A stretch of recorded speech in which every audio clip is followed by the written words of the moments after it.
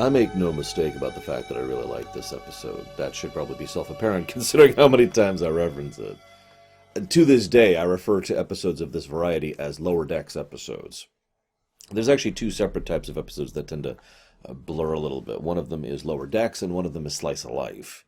They can be the same thing, but the whole point of a Lower Decks episode is to basically do the same thing you always do from a different perspective, which adds to the dynamic and makes it generally more interesting. This is actually that is to say, Next Generation's second Lower Decks episode. The first one being First Contact back in season 3 or 4 or 5 or 6 or whichever it was. I don't remember. Point being, it's no surprise then that this one was brought to us by Rene Echeverria, because this is just kind of his shtick, isn't it? Because if you look at the bare bones of the episode, it is in fact a completely typical episode. There's really only one thing they do differently than normal, and that's... Well, no, actually, I'd take that back. Even that's still the same. So yeah, no, completely typical episode. God, where do I begin? This was an episode... So, okay, Season 7... I mean, we just had a lamentation, right? Season 7, they were starting to have issues. Ronald D. Moore has gone on record saying that they just didn't have any kind of coherent vision or any idea what they wanted to do. So they were just kind of throwing stuff at the wall and saying whatever. And that's pretty much exactly what happened here. They were running low on scripts, and they were like, and it was Echeverria who came up with the idea, well, why don't we just move the camera? Now, it's worth noting they didn't just move the camera, because that's kind of the difference between a good Lower Decks and a bad Lower Decks episode. A good Lower Decks episode is one in which you make the effort and time and work in order to actually really make a good episode from a different perspective. There have been a few works, not in Star Trek, at least not off the top of my head, where they'll just change the camera and that's it. And it's just kind of boring and flat. Anywho, of course, we see Sito. You know, by the time this episode goes live, this should be the first episode going live in 2021, if I'm not mistaken, if my calendar is correct, which I believe it is. About a year ago, from the time you're seeing this, I was actually playing in Lore Reloaded Star Trek Adventures episodes as another Sito, a Lieutenant Sito, so I guess I got promoted past her. But I actually specifically chose the same family name as her because of the fact that, you know, that she had this kind of pseudo-recurring element. She is, in fact, the same actress and character from The First Duty, which is actually referenced in the episode. The other thing I find fascinating, though, is apparently, and I actually have a quote here from Michael Taylor. This is a quote from Jerry Taylor about Michael Pillar. Let me get my words correct. Where she says, in the early drafts of the script, we left her death ambiguous because we thought we might pull her back in to help with some stories down the road. When I mentioned this to Michael, he said, absolutely not. She's dead. She stays dead. I would undermine the whole episode. So I said, fine.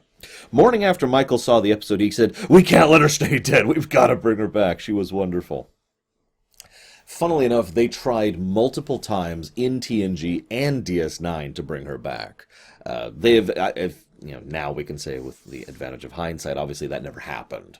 Instead, what happened is that all the ideas about what they were going to do with her kind of got processed into the episode Hard Time, which by this point I've already covered over on Deep Space Nine.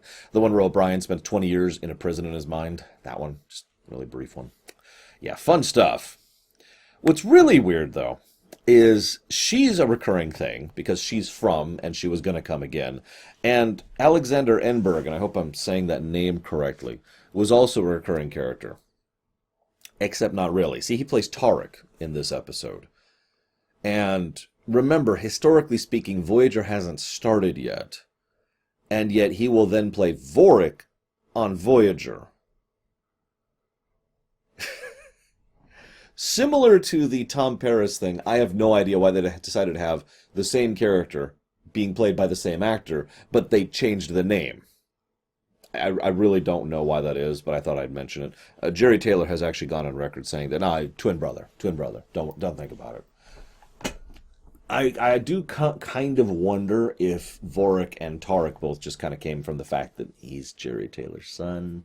But anyways, he doesn't do a bad job of Vulcan. In fact, this is going to probably sound horrible, but I think he would be a perfectly good Vulcan, if not for Bloodfever, which kind of completely torpedoes the quality of the character. If we just kind of eject eject blood fever from existence. And I'd be willing to say he does a decent job as a Vulcan. He's not one of the better Vulcans, but, decent. Anyways.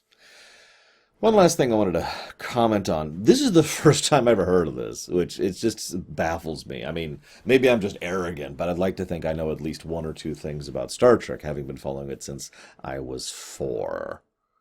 But apparently, there were rumors cycling around when this episode, Lower Decks, came out, that this was going to be a backdoor pilot for Voyager. Keep in mind, Voyager had already been announced and cast, and they'd already started doing filming work for Voyager.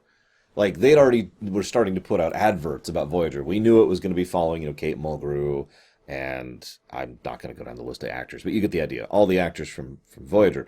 But apparently, and I'm just going to quote Jerry Taylor word for word here, I don't know how that rumor got started. It was just a rampant rumor that would not die. I'm mystified why so many people thought that 3 middle-aged people, Rick, Michael, and myself, would ever create a series that had nothing but a bunch of young 90210 people in it. It was absolutely out of the question. Interesting way to shoot down that rumor. But whatever. Now, okay, so obviously this episode is going live in 2021. I am recording this episode very early 2020 because I do all my stuff very far in advance. By the time this episode goes out, the Star Trek show Lower Decks should have started by the current schedule, which we don't even have an exact release date at this moment in time. I'm curious if it's going to be any good because, in direct response to Jerry Taylor's comment, I think a Lower Decks show would be pretty good. Although, if I'm being completely honest, I think what they really should do is have 2 main casts. Now, I know that wasn't really feasible back in the 90s. I do get it. I get that television has changed. Nowadays, you can have a show that basically follows 2 camera angles. I've actually posited this idea many times before when it comes to TNG. Keep following Riker over on the Lexington and keep following the rest of the crew on the Enterprise and have the 2 collide for Best of Both Worlds, that whole thing. Similar idea. Have regular recurring characters who are part of the Lower Decks. You can even cycle Barclay in there if you wanted to. And then have, the rest of the characters who are the main characters or whatever. And we just kind of swap back and forth depending on the episode, which gives you a lot of different perspective options. It gives you different ideas and possibilities. But what's really funny about all that is that would violate the rules. I'm trying to find the exact quote. Where is it? It's a quote here from Ronald D. Moore. It was a unique concept. There was a debate about how much it was going to be their show and how much it was going to be our show. Michael, because Pillar was basically running the show at this point, I think I've mentioned that. It was Pillar and Taylor. Michael said this is their show, which I thought was a good decision, especially since he usually says it has to be about our characters. Now, that's just an offhand reference, but at this point in history, there were basically some very strict rules you had to follow, mostly because of Rick Berman, with regards to what happened on Star Trek. This also kind of bled over to the first couple of seasons of Deep Space Nine, and something that eventually would be pushed against in Deep Space Nine. It also is probably, in my opinion, the biggest reason why Voyager wasn't as great as it should have been. I like Voyager. I do. But that show was potential incarnate and didn't quite reach for it. In my opinion, one of the biggest reasons, therefore, was because of their refusal to push past those lines. Anyways, I do want to talk about something else other than the behind-the-scenes perspective, and that's nitpicking. Now, this is kind of jumping ahead a little bit, but I got some notes here that I wanted to acknowledge. I'd like to take... What's fun? Okay, this is actually funny. So, I was actually going to nitpick this myself. Then I found out that the Nitpicker's Guide already did it for me. So, I'm just going to quote them, even though I do have my notes here on the thing. But the reason I want to bring this up, I just want to challenge the idea, because a few viewers have said, oh, you're just a nitpicker, Lore. No, I'm not. Just to drop all pretense and memeing and joking. No, I'm not. I have seen and know what actual nitpicking is. If I make an issue with the usage of the warp engine, or them being stupid about the transporter, or not tactically sound, or a character being an idiot, like Worf losing a fight to 3 Ferengi running birds of prey, for God's sake, that I don't consider nitpicking. What I do consider nitpicking is the fact that this episode occurs 3 years after the first duty. That's what she says. However, the stardate for the first duty is 45703.9. This episode is 47566.7, which is a difference of 1862.8, 1800 stardate units. And we already know that 1,000 stardate units equal about a year. What's actually really funny about this, I did a little more digging into that exact point because it bugged the crap out of me. And I've actually already brought it up with regards to Alexander, and I think there's something else that comes up with that. But anyways, the point being, there's they have this thing that kind of irritates the hell out of me, if I'm being honest, where they just kind of assume a season occurs across a year, but the amount of time in between episodes is whatever the hell you want it to be. But also the fact that a season doesn't equal a year, and you can do whatever you want, whenever you want. So if you ever wonder why the timeline of TNG is incredibly inconsistent, that's why. Next point. Oh, you wanted me to get nitpicky. Here's a fun one. So, during the junior officers game, the Ben, who totally should have been Whoopi Goldberg, I'll talk about that in a minute, bluffs the ensign with a king, jack, 10, and an 8. The ensign has 2 6s and 2 7s. Now, I'm just curious, because I know some of you have been commenting on the poker games in the comments section. I've been reading your comments, too. But I'm actually curious how many of you looked at and were like, well, hang on a second. That doesn't even begin to line up. Literally, no matter what that other card is, he's not gonna beat 2 pair. Maybe it's just how terrible of a poker game. No, what this is a continuity issue from the props department. Because they never comment on their hand.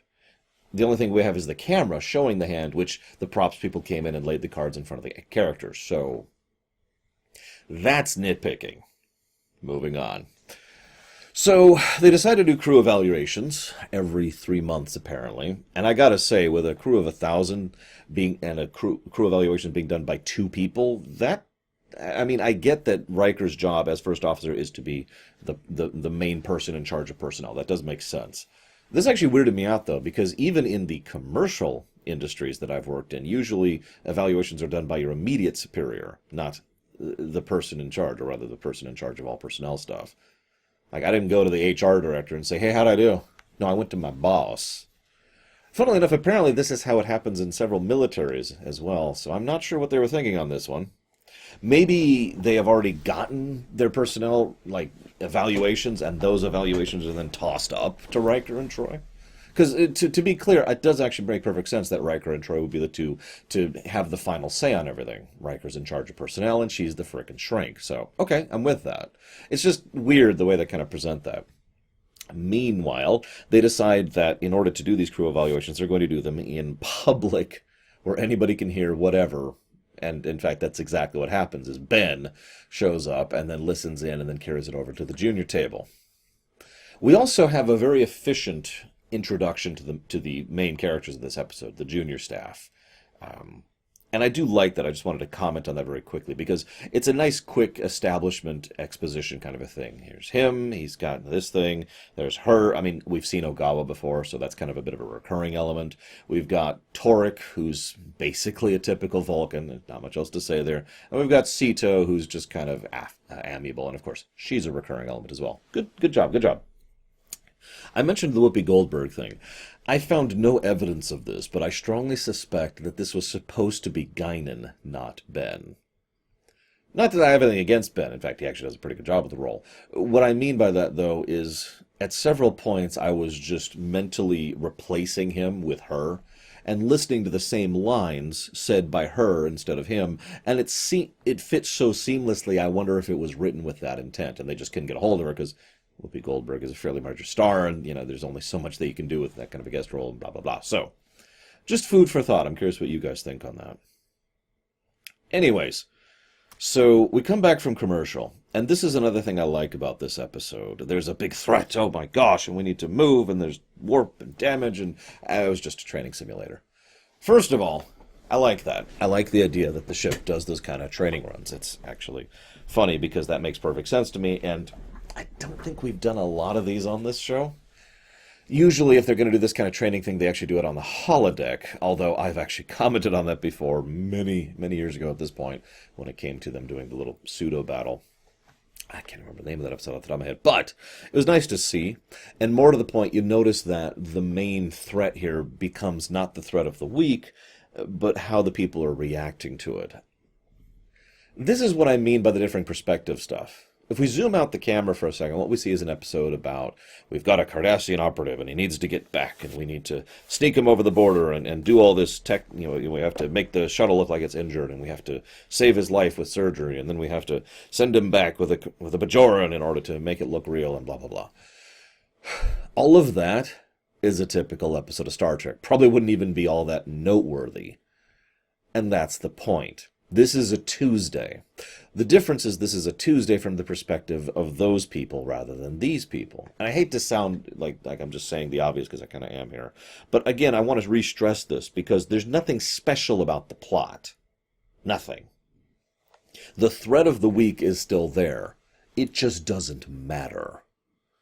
Because what really matters is the dynamic and interaction between the characters and how it matters to them. This came to me especially in the battle scene because there's a noticeable pause before Sito locks phasers and fires.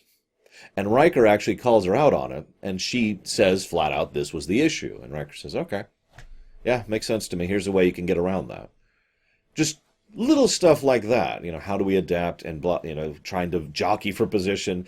I also like the fact that two friends are both running for ops, that both of them are trying to get promoted, basically, right? Which actually does happen to him. By the way, I do want to say, actually, let me move forward first. So I like that. Next thing is we then see Tarek, who is down in engineering with LaForge, and Tarek's just like, oh, geez, what do I do? I'm sorry, that's not true. LaForge is the one who says, oh, geez, because Tarek is a little bit too typical of a Vulcan. He pushes too hard. Oh, yes, I've got ideas for things we can do, and I've got this, and I did this, and we should try this immediately. I'd rather see the test results for it and go over it myself. Well, but I did a good job. That's nice. I'd still like to do it first. Now, LaForge is a pretty amiable guy, so he's pretty friendly with Tarek, but you can tell he's just kind of like, dude, just... Because Tarek is pushing to. I keep wanting to say Vorak, by the way. You might notice I keep stumbling over that a bit because it's the same freaking character. Anyways. But that, of course, ties into the other guy. All right. I've been deliberately not saying his name this whole episode. I'm very curious if any of you can tell me the name of the male, red shirt ensign guy who's jockeying for promotion in this episode. Just from memory. I'm actually curious if anybody of you can tell me, because even though a large amount of the episode centers around him, he's not all that memorable to me by memory. Now, I stress that word because when I rewatched the episode, it became clear to me that he's actually the main character of this piece. Even though you'd think Sito is, it's actually a lot more about him and the way that he reacts and interacts with the others. They also have some good character stuff for him. They have good character stuff for all of them, but you get my point. He has the most good character stuff, I would say. Although I would agree that Sito has an equally large amount of good character stuff. Anyways, so he pushes too hard too, of course, because, why frickin' wouldn't he? He really wants to get promoted. Oh my God. I'll come back to that point. So then we have the filler scene with Crusher and Ogawa. That scene was dumped in as pure filler. It kind of worked for me right up until they started talking about Ogawa's love life. Not that I don't care. Okay, that's not true. I absolutely do not care. But it was just nice to see the scene of the two actresses acting off each other and talking about her career and blah, blah, blah. And then, oh, by the way, guy. Didn't work for me. Moving on. So, Lavelle, that's his name, Sam Lavelle. Ensign Lavelle is sitting there and he's trying to figure out how to interact with Riker. And he sees that Ben, a.k.a. Guinan, just has a casual rapport with Riker. Okay, cool. So he goes over. And how many of you have ever jumped into a situation with an idea and no plan of attack? I bet it's all of you. In fact, I'm going to raise my hand on that one. It's like, okay, I'm going to walk over there. I'm going to talk to her. I didn't prep anything to talk about. I didn't think of a single thing to say. What do I do? Oh, God. Yeah. Do you like bread? I got a French loaf. Pog. Goodbye. Yeah, no, we don't prep anything, right? And so that's exactly what happens to Lavelle. He just walks over like, hi. No, I was just, I was coming to get a drink. Canadian, right? Yeah, my grandfather was Canadian. You're not. Oh, they both get a lot of snow. I gotta go. He just stumbles his way through the whole thing. Oh my God.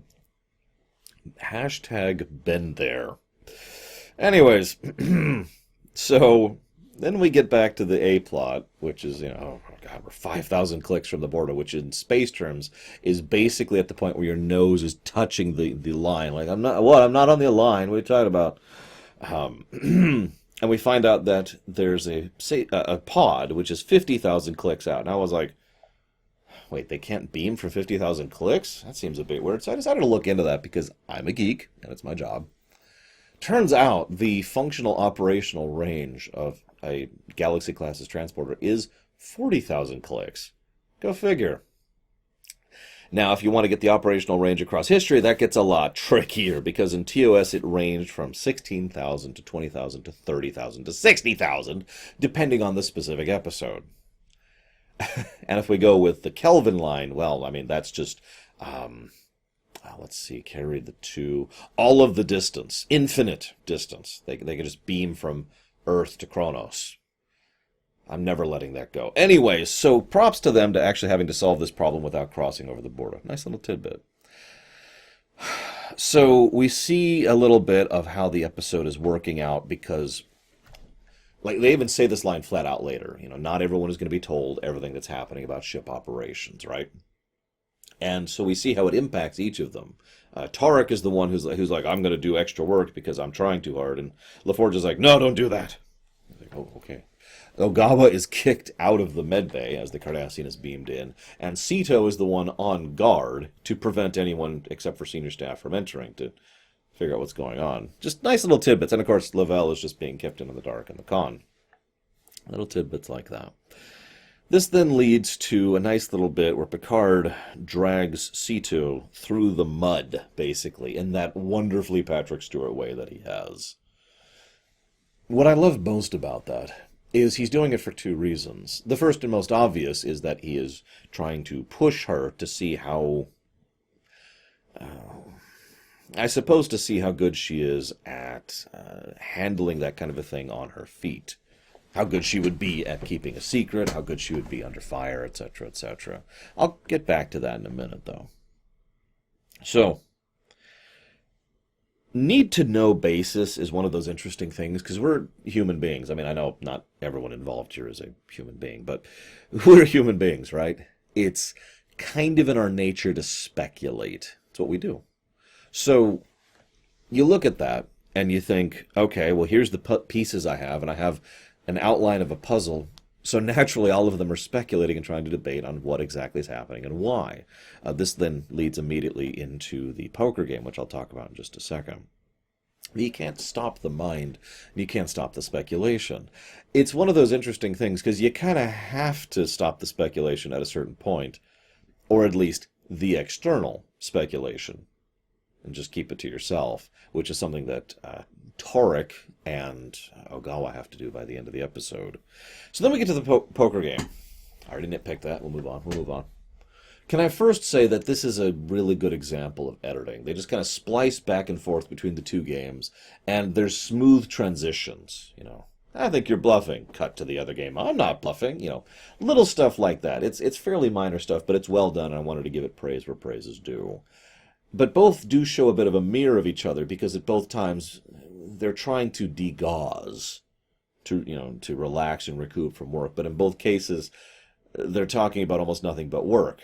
And you'll notice the conversation starts off relatively pleasant and shifts very quickly into job, which shifts very quickly into stress and what they need to vent about.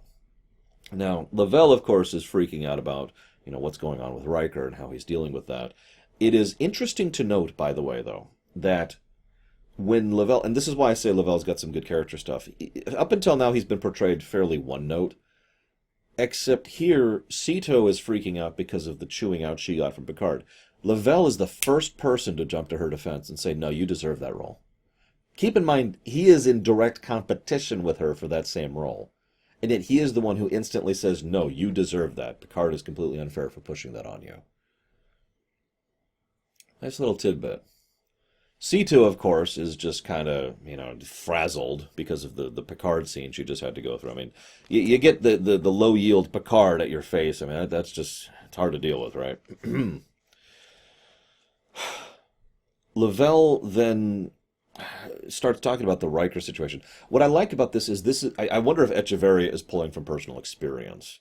Speaking as someone who has been both a worker and a manager, there is something really horrible about the dynamic between the two.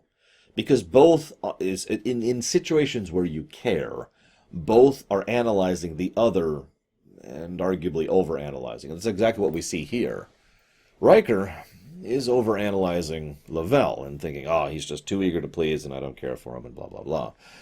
And it is Troy who has to push for him and try to readjust his perspective and say, maybe you're being a little bit too unfair on him because of your bias on the matter. Meanwhile, he thinks Riker doesn't like him, and yet the others point out that Riker still thinks he is in contention for the role and for the promotion, which is, something that is a valid thing to keep in mind. It's just interesting to see the stressors that both of them are going through because of the other. It's a nice little thing there. And I feel like, in many ways, Lavelle was being designed to be an insight into what Riker was probably like when he was younger.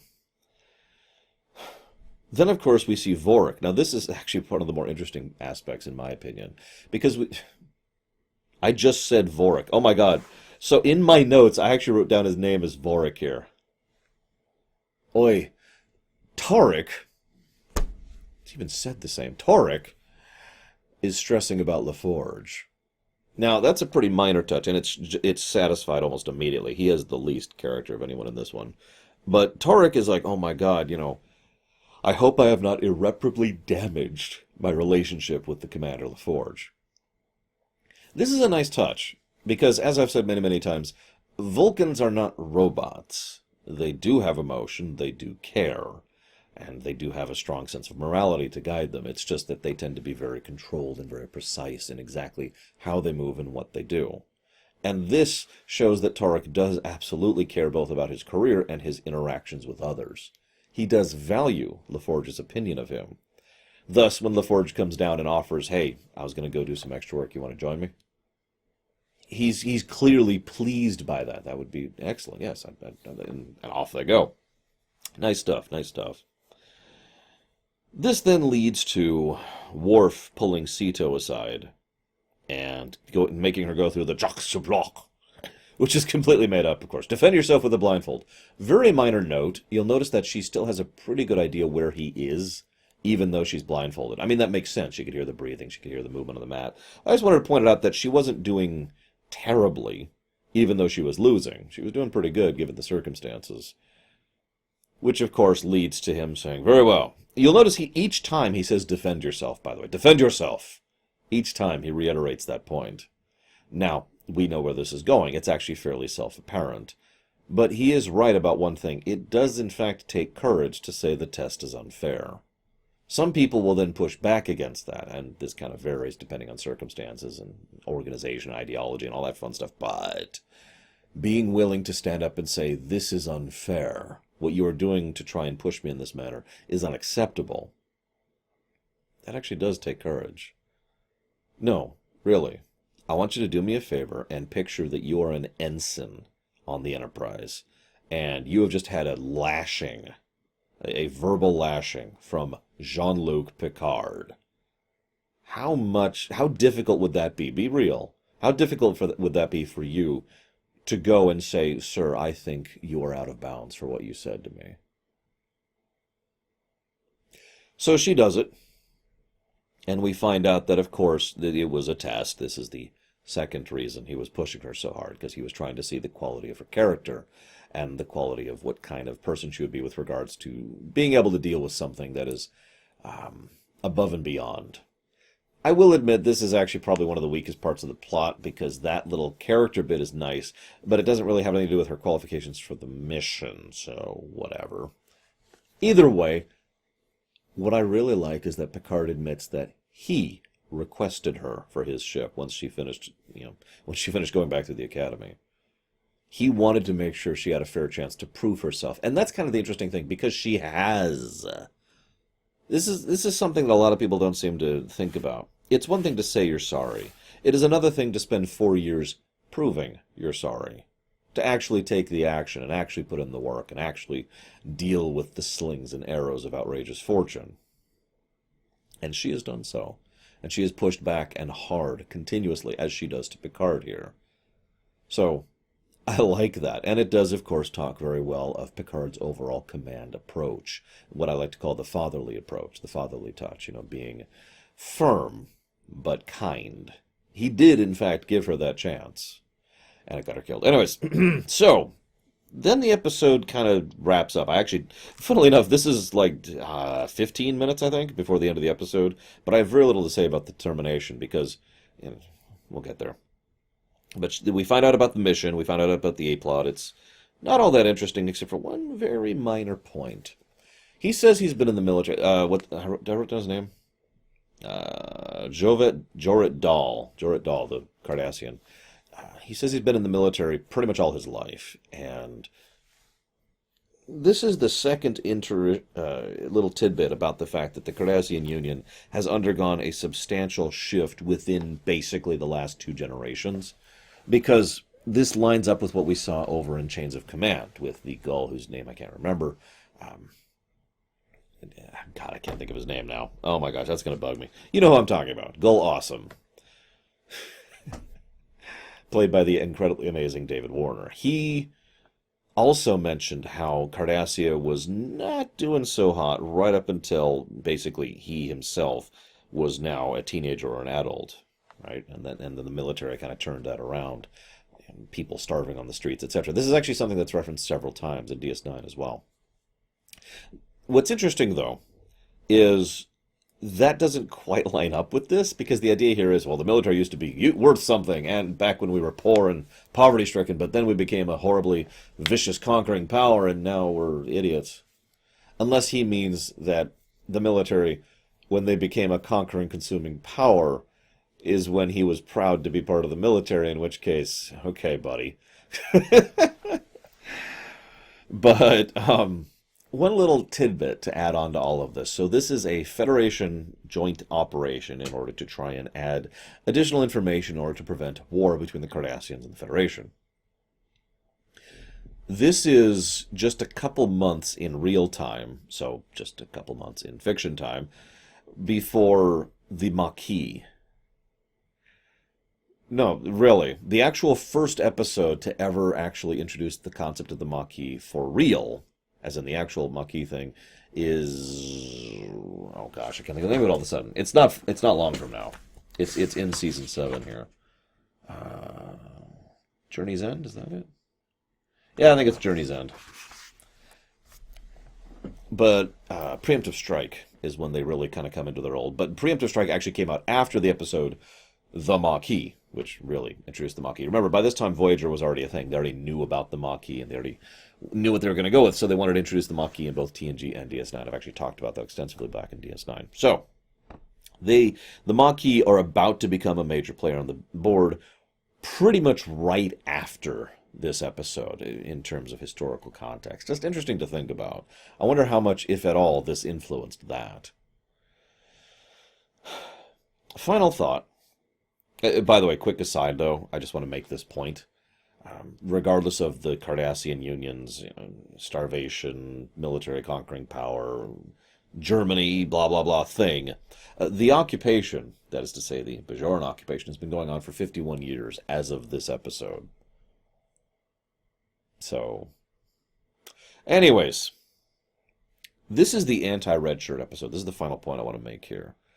I've complained so many times about the red shirt concept because the red shirt concept is stupid. It's trying to make you care by ticking off a check mark on a checklist and saying, here, look, this happened. Give a damn. Please. Look, someone died. The situation's serious. Now, you can tell because someone died. What was their name? Why does that matter? What was their rank? Like, that's what I hate about the red shirt concept.